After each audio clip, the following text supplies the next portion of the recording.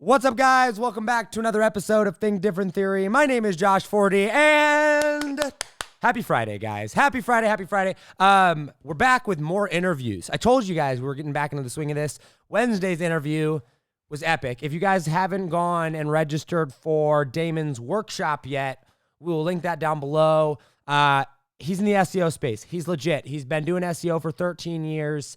If you are in that position where you're like, hey, you're a startup business looking for SEO, or you're an existing business and you like, how do I hire an SEO person? He's the dude to go to. He's not paying me to say this or promote it, but I'm just seriously like, go sign up for that. DamonBurton.com/workshop. We'll link that down below as well. Anyway, guys, we're back. Happy Friday. It is the first double interview week in like probably 2 or 3 months where we had back-to-back interviews.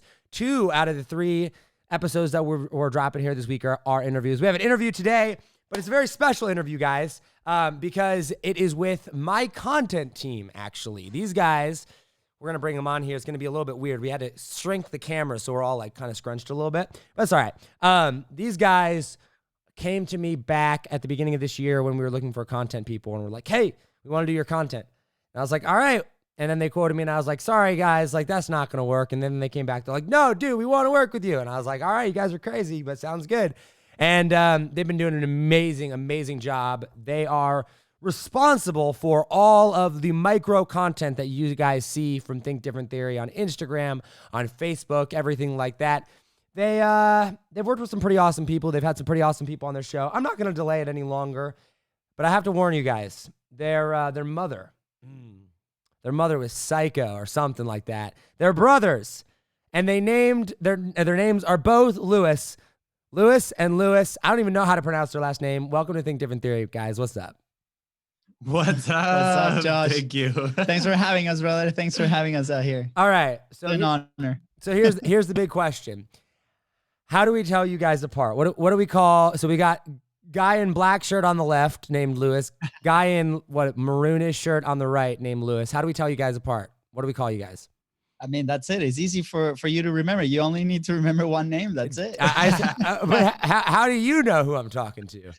We can sense it. That's the truth, you know. That's the superpower. Gotcha. No, Gotcha. But it's been fun. I mean, it is a great tool. Whenever we go to different live events, you know, we introduce us. So, hey, what's up? I'm Luis, and then my brother comes like, hey, I'm also Luis. I'm like, what? And then never, like, they don't forget ever. Yeah. But we can call the handsome guy, which is this guy to my left, Fonzie. Okay. You can call him Fonzie. All right. So Fonzie's the guy in the maroon shirt, and Luis is the guy in the black shirt. And are you guys wearing the same shirt, just different colors? That is true. Let us tell your story. Man, you guys are matching all day long. That's so funny. Well done, guys. So when we started, story. when we started our business, actually we started before doing t-shirts. We had a t-shirt. Oh, really? company. And yeah, it was a struggle. We didn't enjoy it at all. But when we started our social media agency, right back, this was like 4 or 5 years ago, we decided, we're like, you know what? Let's make 7 shirts, 7 different colors, one for each day of the week. We're going to be branded forever. And that's exactly what we did. We literally created our shirts. And I mean, if you see my closet, I pretty much have only these 7 shirts. That's pretty much it. That's it. That's actually super awesome, though. I feel like so clothing is not my strength. In fact, check this out. This is probably the brightest colored shirt I've ever worn on this podcast before. We were about to say that. We're like, you're gonna make our job so much easier now. It's gonna pop. Right. So it's Nike. I don't know. Hold on. Can we see this? So okay. So I got this little Nike. I went shopping this weekend actually. So it was date day. Leah and I went out and we took the Jeep out, right? Which, oh my gosh, we have to talk about that. Yes. Because I know you have a Jeep. One of you does. I forget which one.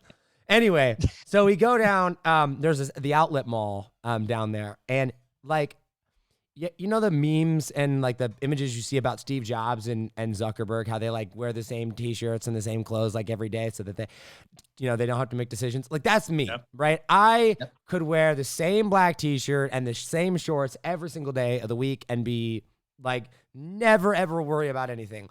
But my girlfriend was like, no, it's time to upgrade your wardrobe. We need to bring some color into you. So we went shopping. We went down to Nike, and they had dude, the outlets are awesome. I'm used to paying like $40 for a, 30, $40 for a Nike shirt. That's why I never go shopping. I think this was $10 or something like that down at the outlets. So I don't know. I spent like $200 in new clothes, and this is one of them. Well, congrats. So here it we looks are. Amazing. Thank you. It's not brand. It's not branded anymore. Now I'm promoting Nike. Nike ought to be writing me sponsorship checks here. But anyway, that's super cool though. So you guys, tell me a little bit about you guys. For those people that don't know you, I've hinted at you guys a lot before. I've tagged you guys in some Instagram stories or whatnot. So some people definitely know you out there a lot. I mean, you've had some awesome people on your guys' show as well. But like, give me your backstory. We'll go to Luis first, not Fonzie. Let's go to Luis first.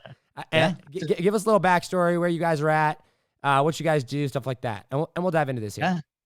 Yeah, definitely, man. So we are originally from Venezuela. So we've been in the States. I've been since 2010, came as a student athlete, playing soccer, that sort of thing.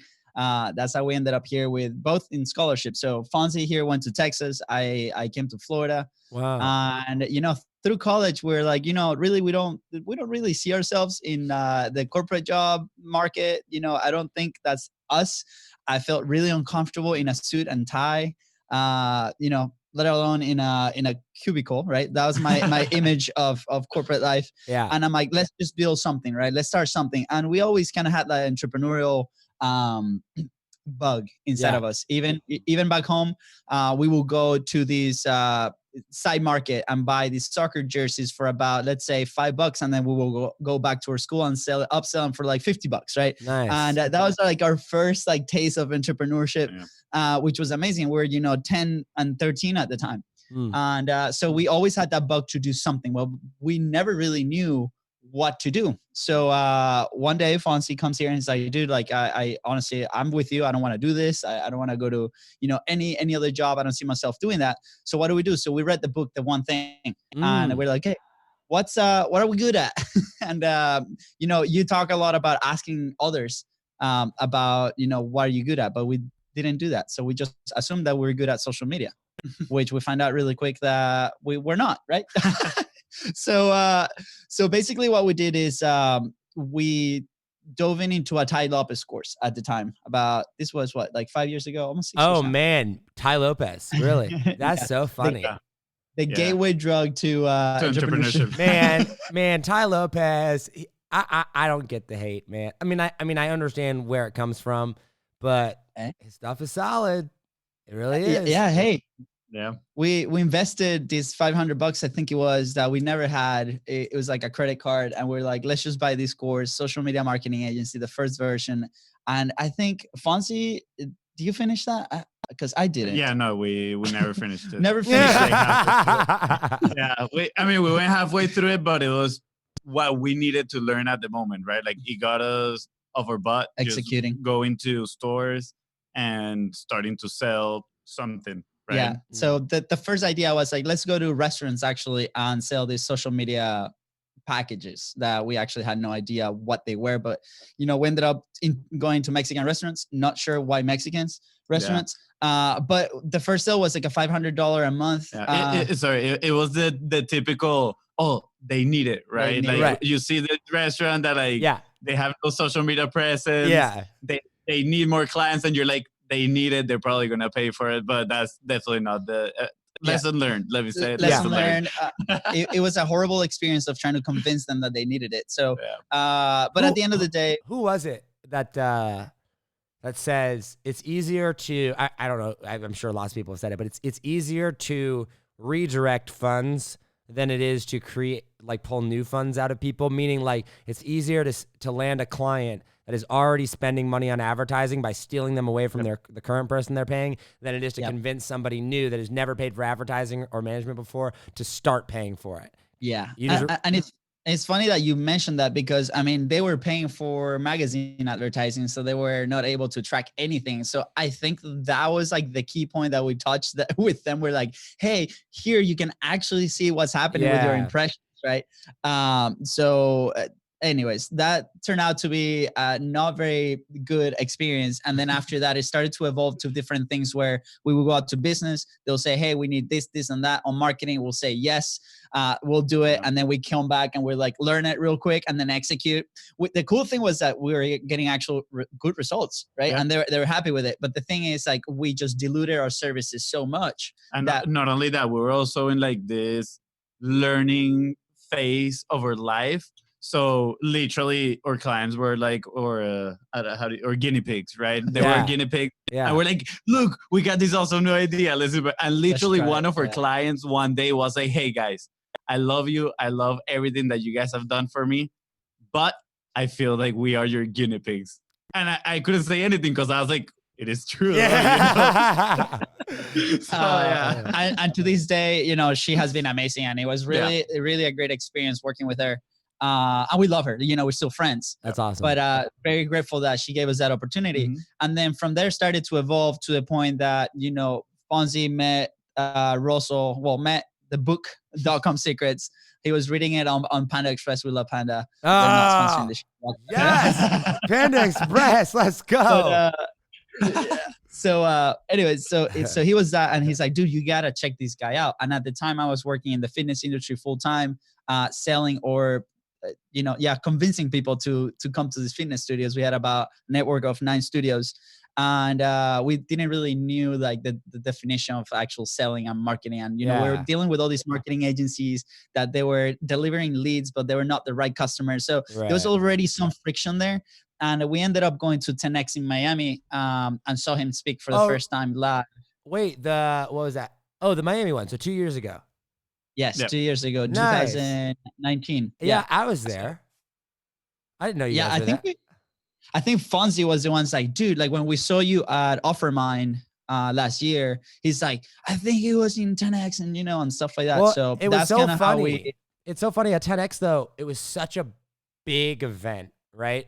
But what was funny is that since it was a stadium, like you could kind of see everybody, right? So if there was somebody that like stuck out, like they stuck out. And I was wearing white pants and a bright pink shirt and a backwards hat, right? Like super not coordinated or matching at all, going back to my struggles with dressing myself. You're wearing those Miami vibes.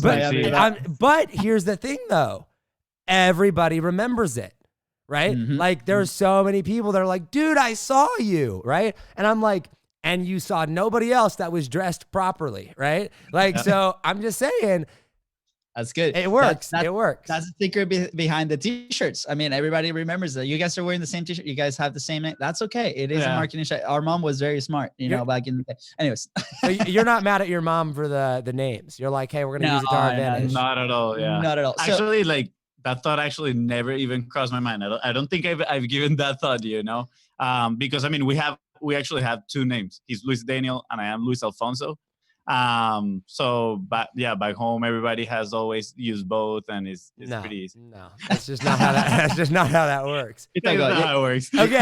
Okay. So how did you get into content creation? Because you guys are bosses at it now, but like, how'd you get there? Thank you. So that conference, right, kind of set us on that new path where we talked about an omni-channel process where marketing, it is the start of a sale, right? And that was mind-blowing to us. And we got introduced to funnels. So we actually started selling funnels to brick and mortars, which is the industry that I was coming from, right? What started to happen is like, even though they were getting results, it was really challenging for them to build the systems on the back end to kind of support that revenue stream or new clients or the way that they were actually onboarding new people into their services. Yeah. So it created friction, right? So we're like, okay, through that journey, we're like, content is a massive part of this thing because it's basically the front of your store on the online world. So how are you going to create those points of contact? And then these ideas started to evolve to where like, okay, how can I, multiply my message? How can I create more points of contact? Yeah. So then I can actually get a frictionless sale. So I don't have to convince anybody because it was so painful in the back end for us. So I just want them to come to me and be like, dude, what do you offer? I wanna, here's my credit card, right? I want to buy from you. Right. So throughout that year, we started developing different things in different systems. And then at the end of the day, we developed the M2M, which is the thing that we do with you, where it allows us to create high volume, high quality content, so we can create all these points of contact with your audience, so then they know who you are, they trust you, and then you can actually get that frictionless sale. Yeah, I want to talk about this because I think this is important. I want to lead this question into how you help your clients design and create content, right? Because I know you guys aren't the ones creating the core content, but you work with a lot of people, so you have some experience, right? But like, this whole idea of omnipresence, this whole idea of creating content and content being the front of your sale, right? Essentially, I don't think a lot of people get that. And I'm curious to know like what you guys have seen or like your thoughts or talk about it. Cause like you guys know, like I create a lot of content. Like for the size of revenue business that I am, there's nobody that creates more content than I do. I don't believe. And for like out of anybody that I know that doesn't have like, that's not like Russell Brunson level, like the only person that really creates more content that I know on a daily basis is like a Steve Larson, right? I mean, like at least in this world, obviously there are people that I don't know that make more, but like I produce a lot of content. And I think one of the big things I hear a lot, actually, let me ask you this. Do you guys hear this a lot? Well, I'm not going to create content, or I don't create content because the content I do create doesn't get any views or low engagement. Every single day. Like every freaking day, dude. Yeah. And I want to like I want to just reach through the screen, grab them by the neck and just shake them and be like, what do you mean? Right? Like, who cares? So how do you, and I want to dive into this and I'm going to share my thoughts on it as well, but like, why is creating content important? Like, what's the purpose of content? Because obviously it's not views. And like, I think logically people understand that, but emotionally they don't. So what's the purpose of creating content? Why is it helpful? That's a great question. And I think a few months back, I would have answered a little bit differently. I think I would have said, just like try to be omnipresent and try to get those views. Maybe I would have been one of those that you would have reached through the screen and like shook me a little bit. But the more we create content, me especially, I feel like there's this element that people don't often see, and it's because they are not taking action. That is, the personal growth is therapeutic. It is incredible. Like putting your thoughts into words, there's something special about that, and it just makes, I don't know, your perspective kind of like makes sense, right? So I'll say that is benefit number one, the amount of growth that we have experienced because of publishing has been absolutely amazing. And then what we say to people that they're like, oh, we want to be omnipresent and stuff, we say that we call it relative omnipresence, right? Is you don't need to be everywhere for everyone. You need to be everywhere for the right people, right? I love that. And the right people might be in two platforms, right? Like, for example, I don't have Twitter, right? I don't use TikTok. I rarely go on LinkedIn. So if you produce content, for example, you do Facebook and Instagram, I see it all the time. Right. So for me, podcasts, you're being omnipresent. Exactly. So, and also building the habit of consistency. That is one of the biggest things. Again, we actually, the way we started is we had tried to get into publishing quite a few times, failed miserably, right? Because you gotta be everywhere all the time. And you set these goals, literally like New Year goals, where you're like, oh, I'm going to lose 20 pounds in 2 months, right? And then 2 weeks in, you're already like shoving fries up your mouth. And it's the same with content. You're like, yes, I'm going to produce all these massive amounts of content in a week. And it's like, dude, you don't even do an Instagram story, right? Yeah. So we actually started doing what we call a 45 live. It came out after doing 75 hard from Andy Frisella, a fitness challenge that every day we had to work out. And we're like, why don't we do something similar with content, right? We have put so many frictions like before in the past trying to get the content out, and it has never worked out. And with friction, it's like, okay, like things that prevent you from hitting publishing. So for us, a point of friction was editing a video. So we recorded actually 5 different episodes where we had 2 camera setups, the lights, you know, it had to be perfect, right? But the friction was we needed to edit that. And then we did not have time because we were handling different clients. So then they never get published. So we sat down after sitting with a client and they were like, guys, like that's amazing what you guys do with everybody else, but we don't see anything on your feed. There's nothing out there. So how can you be selling content or ways to create content if you guys don't do it yourself? So we're like, that is actually a very good point. So we sat down and we're like, okay, how can we actually stay consistent so we can stay frequent? So even though like they might not be like running into me or seeing the views, we have the safety net of content when they come back to us and they research us and the thing is there, right? So we removed all the friction. What are those elements of friction? Recording, equipment, cameras. Okay, let's do that. Let's actually go live for 45 days. Like Fonzie said. Yeah, and we used to be well, at least I used to be like that perfection guy that is like, no, I need the right camera, I need the right mic, I need the right everything. And honestly, that is I was just making excuses for not putting the content out there at the end of the day. What's crazy is though, is like, honestly, none of that stuff actually consistently translates into more views. Yeah, exactly. Like some of my most polished and well done videos are like the lowest engaged videos. You know what I mean? Like, yeah, no, totally. Yeah. Like don't get me wrong. Like they have to be good videos. And like, yeah, I'm sure that a super polished and well done video, if you've never done one before, is going to perform very well. But like there's, I don't know what it's called, but there's that thing of like, after a certain amount of time, your feed gets saturated and like super edited cool videos aren't cool anymore. You know what I mean? Yeah. And then more raws are. Yeah.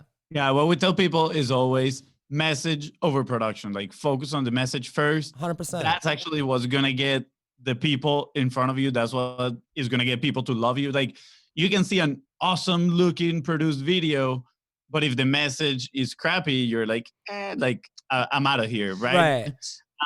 And the message is like people, they think backwards a lot of times. They're like, oh, I need the production to be able to have it out here.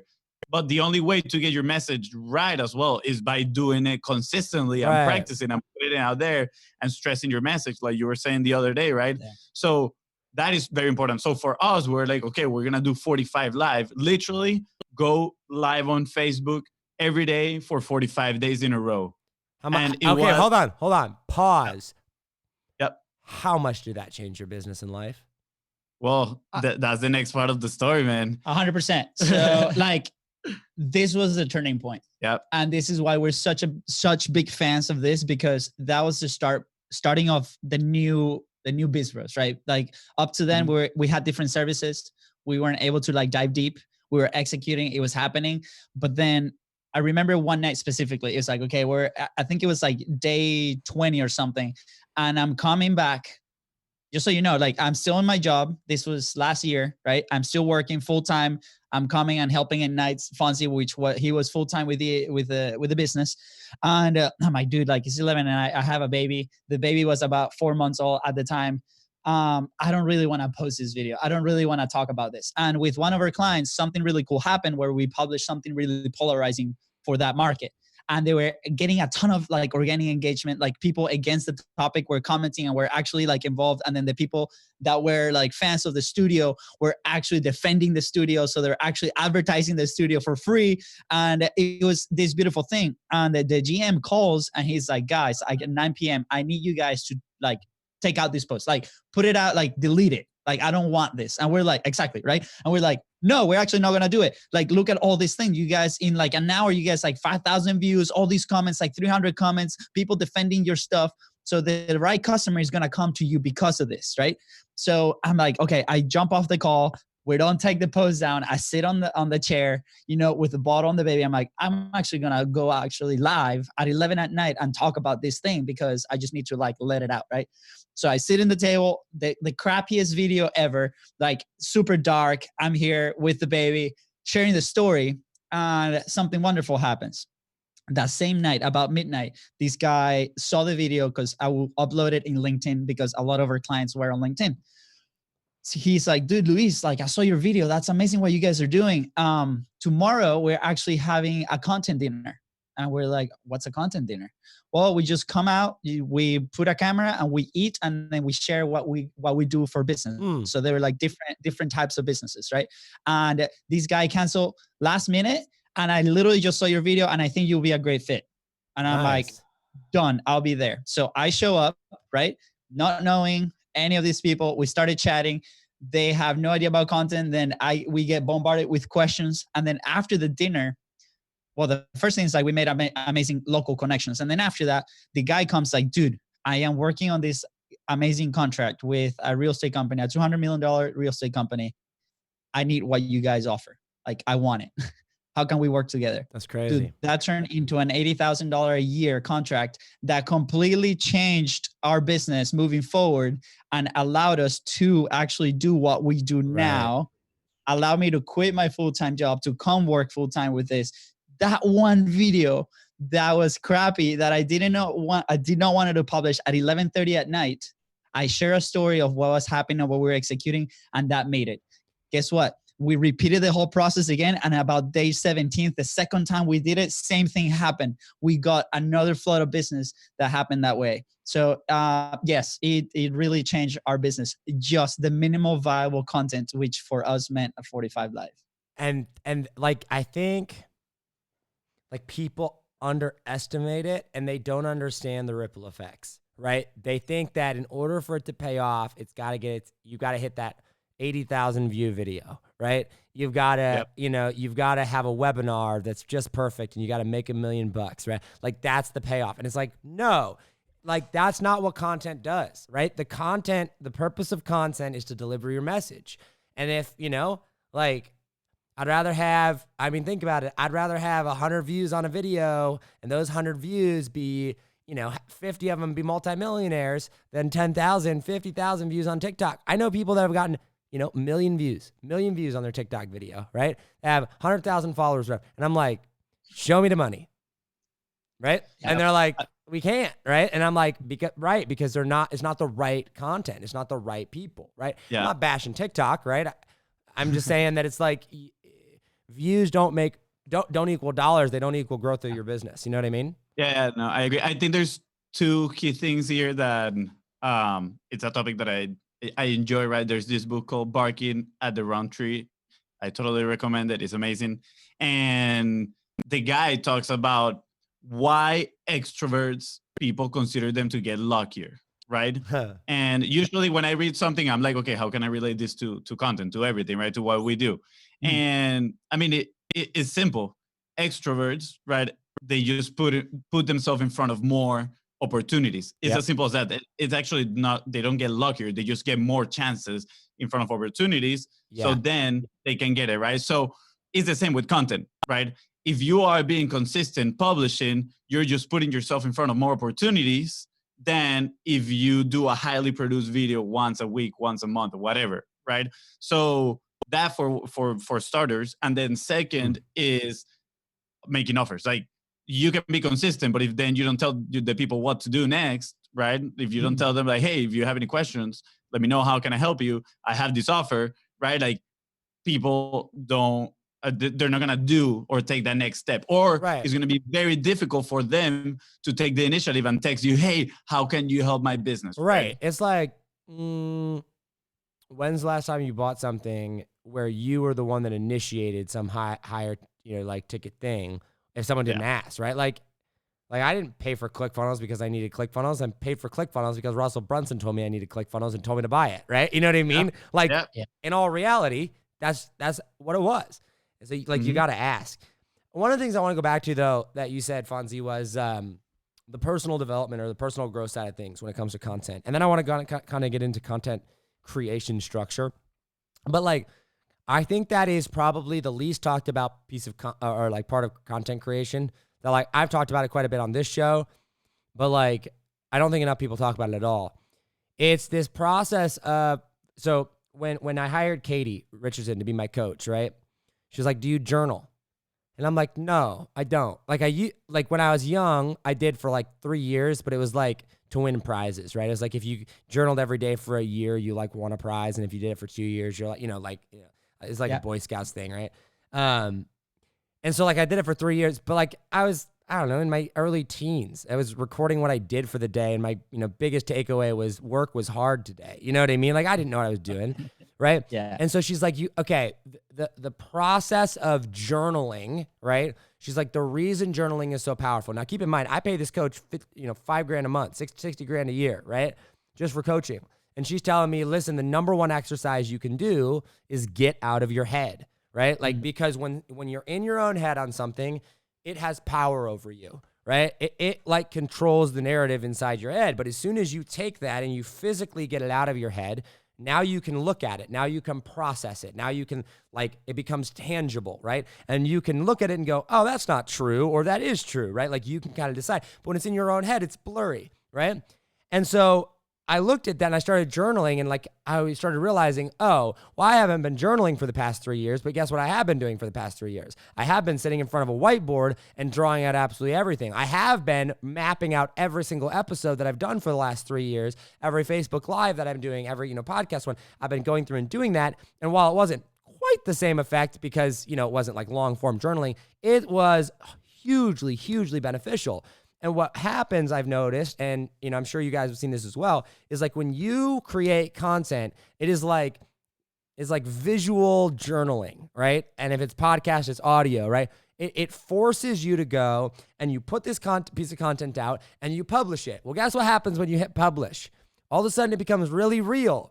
And now you start to go, dang, I really got to think about what I'm putting out, right? I really got to make sure that it's awesome. And so you put out a piece of content and you go, oh, I didn't do a great job of explaining that there. Let me create another piece of content to explain that better, right? But what most people do is they go, oh, man, that piece of content isn't perfect, therefore I'm not going to put it out. And so instead of creating more content, they create less. Where if you put out that piece of content, now it's out there, guess what? Now you're not going to like that piece of content is out there, so you're going to go create another one, right? But unless you first make that decision that you're going to create content, right? Then it's never going to happen. And that's like, I did an Instagram story the other day, right? Where I was like, you want to know how you do it? Like, you just start. Like, you just commit, right? Like you just have to make it not an option, right? It's like, how do you become successful? The cliche thing is like, you choose it, but it's like you do, right? Like, you literally just, you make a choice and you follow through on that and you don't ever stop. And it's like, I don't care if it's, you wake up at 2:00 in the morning and you're like, crap, I forgot to create that piece of content. Like, you get your butt out of bed, you go to the computer and you create a piece of content and you hit publish and then you can go back to bed. But like, people give themselves excuses. It's, I'm too tired. I don't have time. It's not going to be good enough quality. It's going to get low engagement. It's going to be, what pieces specifically for you guys from a personal development standpoint? What aha moments have you had in your own life or about your messaging or about your content that you have had that has come from a result of producing content that you probably wouldn't have had otherwise? Yeah. Well, personally, right? I mean, one of the things is what I told you, and it's the same that you just were saying, like, putting the things into words just made me realize, like, wow, like, at first I was like, I cannot even articulate properly an idea. I was like, that is rough, right? And at first I would always say that for me was because English is our second language, like our main language is Spanish. So I guess I had like that in my head, that belief that I was like, oh, because I speak Spanish, my content in English cannot be that good, right? It won't be that good. That was just an excuse I was putting myself that was stopping me. So that's a big one. The other one is like, it has helped me personally be like, okay, I want to know more too, right? Like, I want to share certain things. I need to be more educated about it. Let me read about it. Let me educate myself.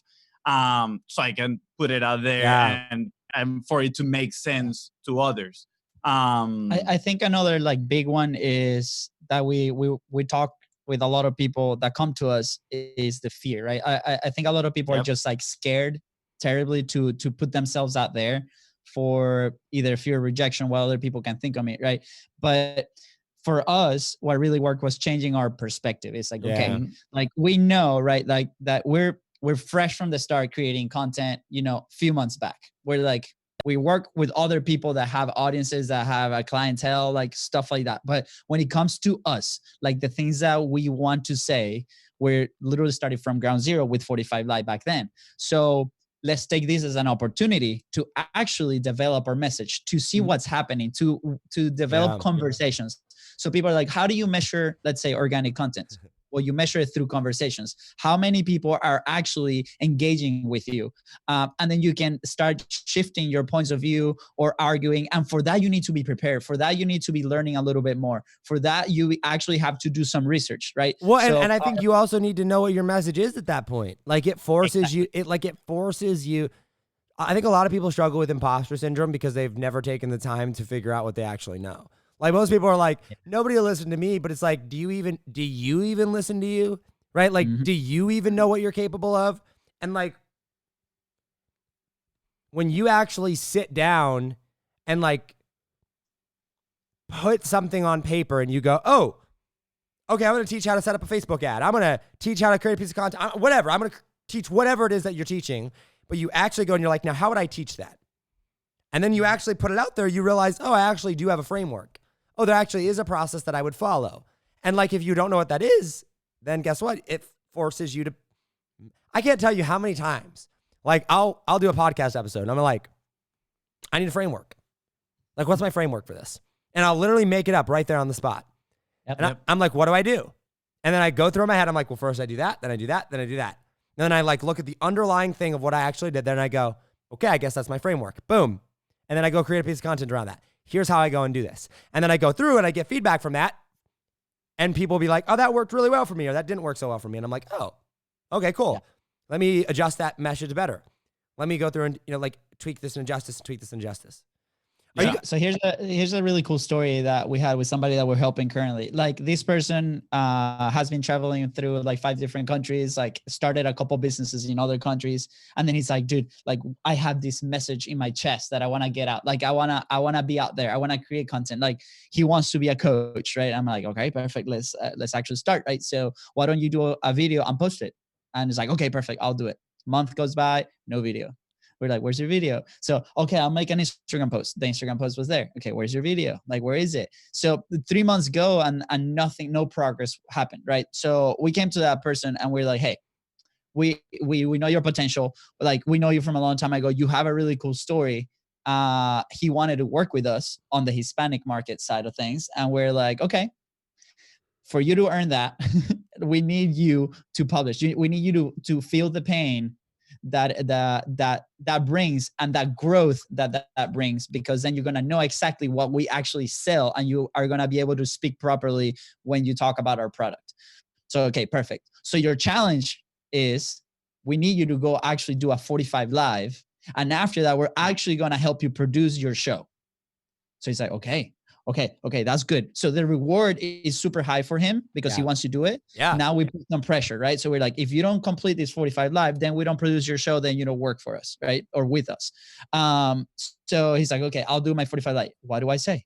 So like you said, you come up with a framework right there. I'm like, very, very, very, very simple thing. Yeah. You tell the people what you did that day, and then you relate it to the message. Well, I don't know what my message is. I'm like, okay, well, start talking. You'll find out what your message is. You're going to find out real quick.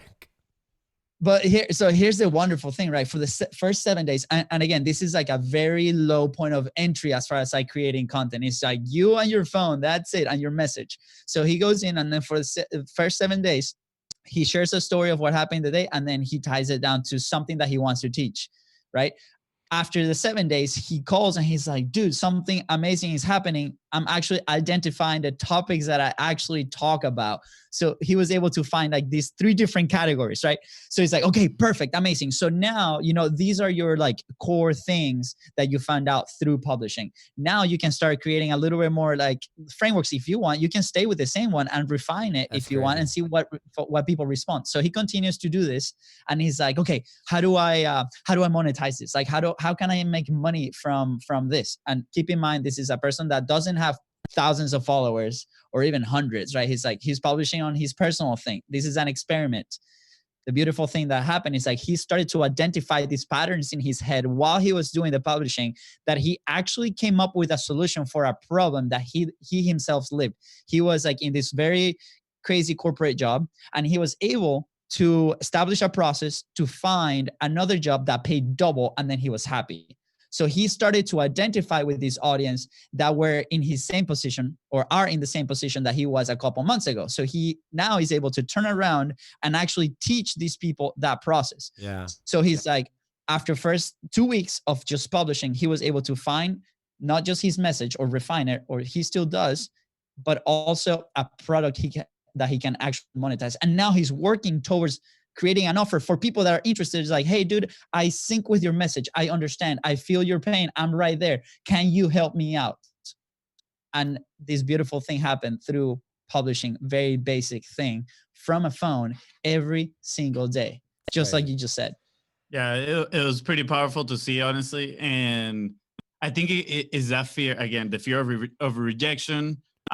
We are like driven by those vanity metrics, right? So at first he was like, oh, but like nobody's watching. And I remember he was like, what am I going to say for like 4 minutes, right? Like, what am I going to talk? His first minute was like 30 minutes. And we're like, dude, didn't you say you had nothing to talk about? And your first minute is like 30 minutes video, long. Like, there you go. There you have it. You know, like, once you start doing it, you will be surprised of what you are capable of, right? Yeah. And something that I really think is, I mean, it is in the society right now, is instant gratification, right? And it goes back to people saying like, oh, I don't have the time. And it goes back to consistency too, right? Because people want to put one video and see the results, but that's not going to happen. It's not going to happen that way. But here's the thing, like, it doesn't even happen that way for anyone ever. And it's like, even it, like, I honestly believe like that the worst thing that could happen to you is like your first video hit like 50,000 views, right? Because like then your second video is not going to hit it, and your third one or fourth one or fifth one, because there's like no backlog of content. Nobody knows who you are. You happen to have a random viral video, right? And then you're ruined, right? And it's like, you've got to, like, it's a choice. Like, you got to commit to it regardless of the amount of views, and then you're going to start having the views go up from there. And I think that I think it's super, super important. So I want to even recently, sorry, Josh, but even recently, I mean, we decided to duplicate this thing with the show. We're like, okay, how can we multiply the points of contact, and how can we make it frictionless on the podcast production side? So we're like, okay, let's actually do it 3 times a week. And it's the same thing. We just had to put ourselves out there, but we made the choice that the numbers were not going to dictate us executing. We're like, no matter what happens, we need to commit to this thing for at least a year. Right. This is a commitment. Because it's one of those things where it's like, it's not a question of if it needs to be done or not. Like, there's nobody out there that's like, maybe content is important, I guess. Right? You know what I mean? Like, everyone's no, content is important, clearly, right? And so it's like, figure out what it is that's going to allow, like, what would it take for you to start creating content? And then go make that happen, right? And it's like, I'm doing my quarterly planning meetings, right, today. And we have, big, long meeting later. And like, one of the things I asked myself, I was like, what would it take for me to make this happen? Like, what would have to change in my life? And I was like, all right, my days would have to look like this. My weeks would have to look like this. I'd have to have this type of structure. I have to have this person. And like, this is like huge, massive shifts, expensive shifts. And I'm like, all right, sweet, but that's what it's going to take. So here we're going to go, right? It's like that, like, just decide, right? Like, don't give yourself another option. Okay, for the sake of time here, I want to pivot into my last question here because we have to wrap it up here in like a couple minutes. As we wrap up, last question for you. What is your number one tip or piece of advice to people out there that are starting to create content? I mean, I think they should have gotten it from the whole episode, right?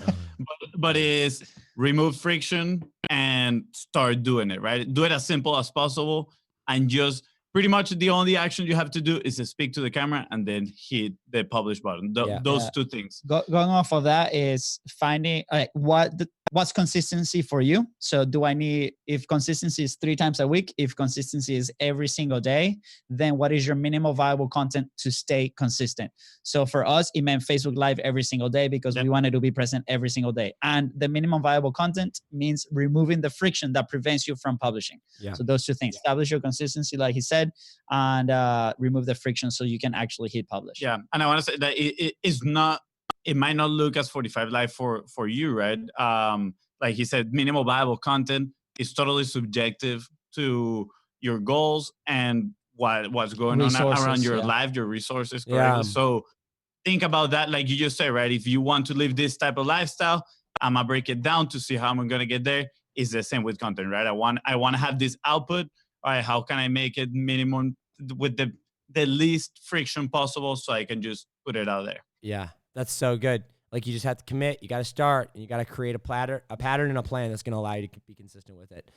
Guys, I really appreciate you taking time to come on here. Where can people find you, follow you, consume your content, learn more about your stuff? Yeah, definitely. So the main thing, you guys can find us on our podcast. Content is Profit, is available in all your favorite podcasting platform. We also go live Monday, Wednesday, Fridays around 4 p.m. Eastern. Sounds familiar, huh? Sounds familiar. So you guys can actually see the behind the scenes as we record the whole episode. Sometimes they're bloopers. Most times they're bloopers. I've been on the show. It's pretty hilarious, guys. You want to catch it live. It's great. Yeah. So that's the best way to kind of consume. We have guests every single week. It's amazing. And then on social media at BizBrosGo, you can find us on Facebook and Instagram mainly. And we're happy to answer any questions through DMs. So slide into those DMs. We're happy to chat. BizBros or BizBrosGo? What was that? BizBrosCo. BizBrosCo. BizBrosCo. Okay. I want to add something real quick. Sorry. Okay. BizBrosCo. BizBrosCo. Okay. BizBrosCo. Boom. There we go. Yeah. It's the accent, don't worry. And I just want to drive this little point here before we go. Yeah.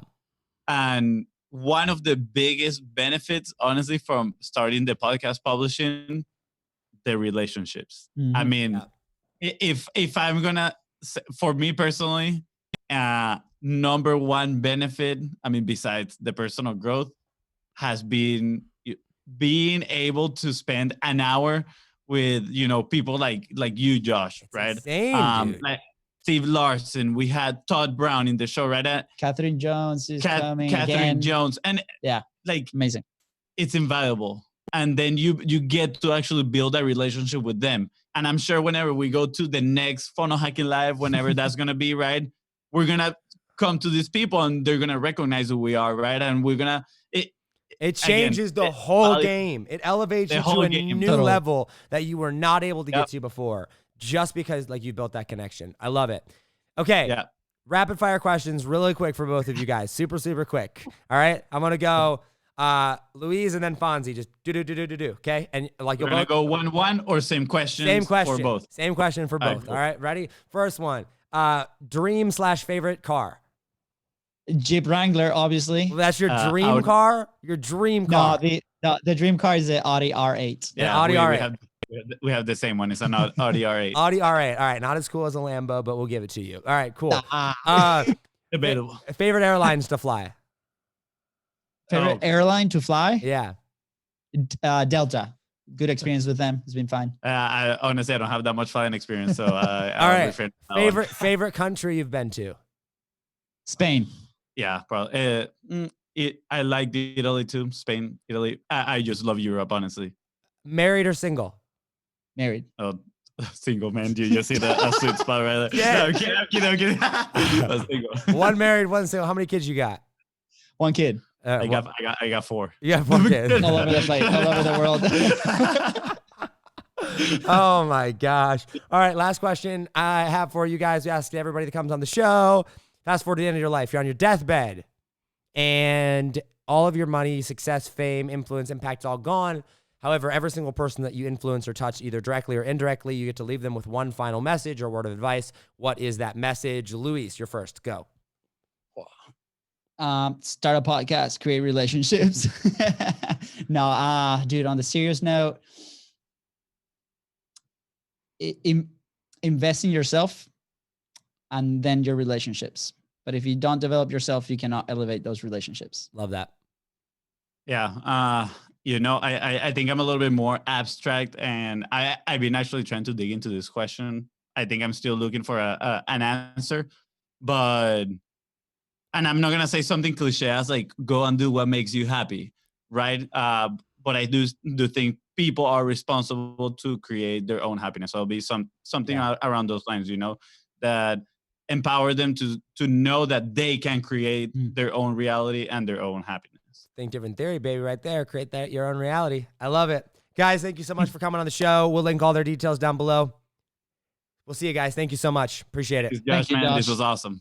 All right, guys, this has been Josh Forti and the Biz Bros, Lewis and Lewis, with just that craziness of going on there. The Biz Bros on Think Different Theory. As always, hustle, hustle. God bless. Do not be afraid to think different, because those of us that think different are going to be the ones that change the world. I love you all, and I will see you on the next episode. Take it easy, fam. Peace.